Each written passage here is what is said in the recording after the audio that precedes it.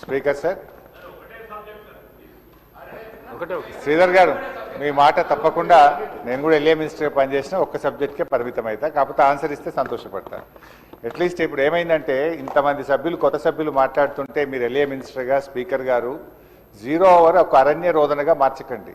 ఏదో మాట్లాడినామంటే మాట్లాడడం కాదు, ఆన్సర్ రావాలి. వ్రాతపూర్వకమైన సమాధానాన్ని మళ్ళీ వచ్చే సెషన్ లోపు సభ్యులకు అందజేయించండి.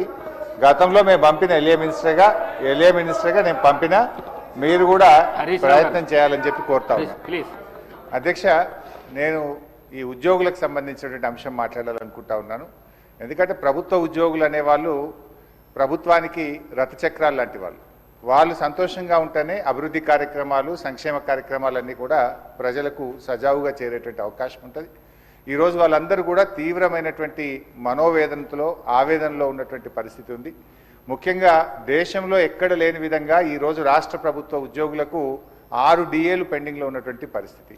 అదేవిధంగా పిఆర్సీ అధ్యక్ష, ఈ ప్రభుత్వం వచ్చి 2 సంవత్సరాలైనా ఇంతవరకు పిఆర్సీ ఇవ్వలేదు. ఉద్యోగులందరూ కూడా కోరుతా ఉన్నారు వెంటనే పిఆర్సీ విడుదల చేయాలని.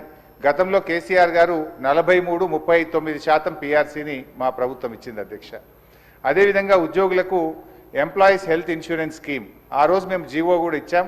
దాన్ని మీరు అమల్లోకి తెస్తామని చెప్పి మేనిఫెస్టోలో పెట్టి కూడా ఈహెచ్ఎస్ స్కీమ్ను అమల్లోకి తేలేదు. దాన్ని కూడా వెంటనే అమల్లోకి తేవాలి.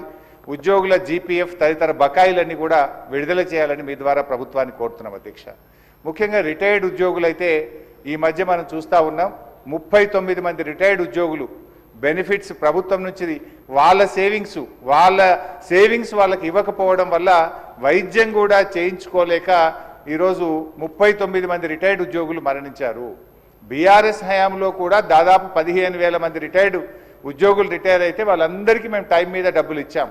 కానీ కాంగ్రెస్ హయాంలో, ఎందుకంటే ఈరోజు నేను అసెంబ్లీకి వస్తూ ఉంటే పొద్దున్నే నా సిద్దిపేటలో ఒక డాక్టర్ జగత్ Kumar Reddy retired JD veterinary పొద్దున్నే నా దగ్గరికి వచ్చి, అన్నా కొద్దిగా అసెంబ్లీలో మాట్లాడు, నేను అక్టోబర్ 2024లో రిటైర్ అయినా, ఇంతవరకు ₹1 రాలేదు. హైకోర్టుకు పోయి ఆర్డర్ తెచ్చుకున్నా అయినా రాలేదు.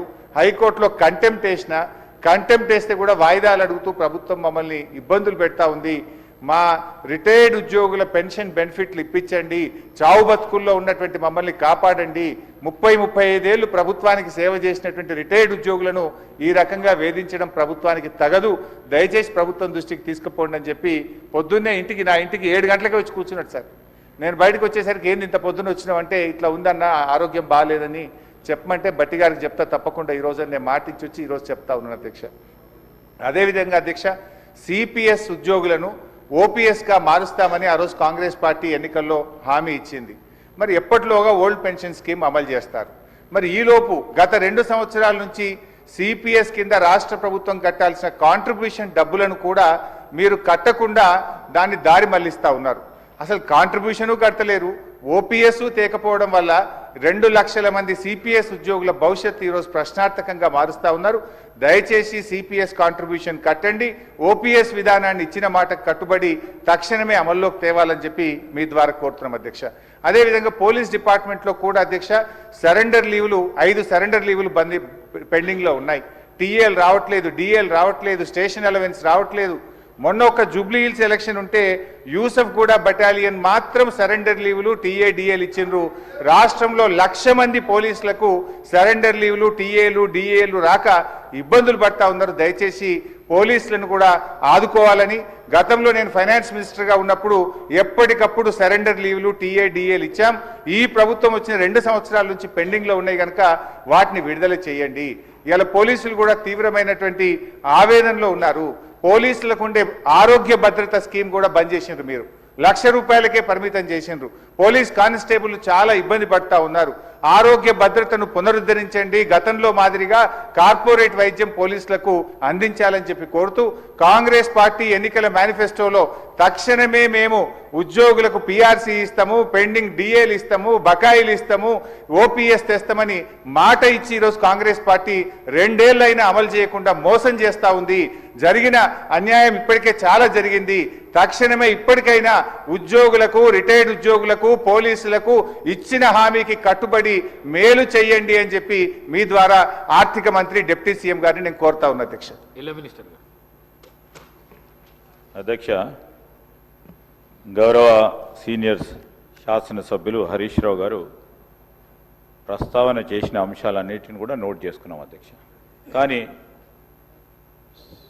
సభ దృష్టికి కొన్ని విషయాలు ఈరోజు హరీష్ రావు గారు వారి పార్టీకి సంబంధించి ఉద్యోగస్తుల గురించి వారి సంక్షేమం గురించి మాట్లాడుతున్నారంటే ఏ విధంగా ఉందంటే దయ్యాలు వేదాలు వలికినట్టు ఉంది అధ్యక్ష. ఉద్యోగస్తులకి ప్రతి నెల వారి జీతభత్యాలకు సంబంధించి 20 తారీఖు వరకు జీతాలు ఇయ్యలేని పరిస్థితుల్లో వారి ప్రభుత్వం నడిపారు. ఇప్పుడు వారి ఉద్యోగస్తుల గురించి మాట్లాడుతూ ఉన్నారు అధ్యక్ష. ఏదేమైనప్పటికీ ఉద్యోగస్తులకు సంబంధించిన సంక్షేమం, వారికి రావాల్సిన జీపీఎఫ్ కానీ, రిటైర్ అయిన పబ్లిక్ సర్వెంట్స్ సంబంధించిన అంశం విషయంలో ఒక సిస్టమ్ని ఏర్పాటు చేసుకొని వారికి ఏ విధమైన ఇబ్బంది రాకుండా అన్ని విధమైన చర్యలు తీసుకుంటామని గౌరవ సభ్యులకు తెలియజేస్తా ఉన్నాను. శ్రీ మాజిద్ హుస్సేన్.